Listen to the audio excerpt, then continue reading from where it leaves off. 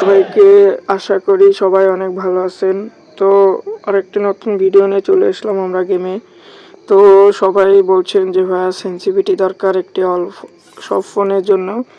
তো নিয়ে আসলাম একটা দারুণ হেডশট সেন্সিটিভিটি।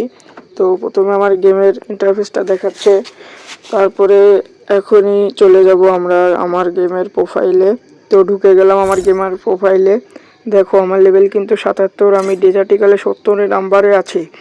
কিন্তু তোমরা বলছো কিভাবে ভাই, তুমি কিভাবে ডেজার্টে 70 নম্বরে উঠলা, আমরা কিভাবে উঠবো? হ্যাঁ, তুমি ওঠার জন্যই তোমাদের বলছি। এই দেখো এসবিডিতেও ছিলাম।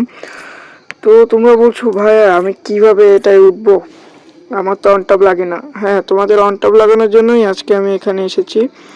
অনেক কষ্ট করে তোমরা এই ভিডিওটা পেয়েছো।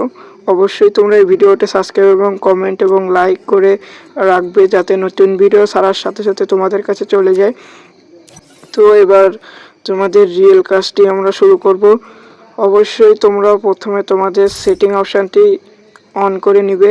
তারপর থেকে এখান থেকে তোমরা খুঁজে নিবে সেন্সিটিভিটি অপশানটি। অবশ্যই তোমরা সেই সেন্সিটিভিটি অপশানটিতে চাপ দিবে।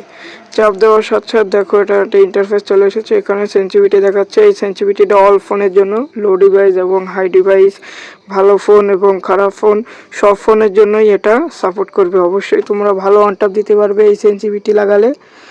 এবং ডিসপ্লে সেটিং, এরপরে আমরা চলে যাব ডিসপ্লে সেটিংয়ে। ডিসপ্লে সেটিংয়ে চাপ দেওয়ার পর এখানে দেখো স্মুথ গ্রাফিক্স, আমি কিন্তু স্মুথ দিয়ে রেখেছি কারণ আমার ফোনটি লো ডিভাইসের, এই জন্য আমি স্মুথ দিয়ে খেলি। আমার স্ট্যান্ডটা সাপোর্ট করে কিন্তু তাও আমি স্মুথ দিয়ে খেলি।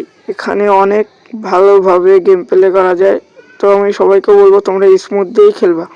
আশা করি তোমরা বন্ধুরা এই ভিডিওতে তোমাদের সমস্যার সমাধান খুঁজে পেয়ে যাবে।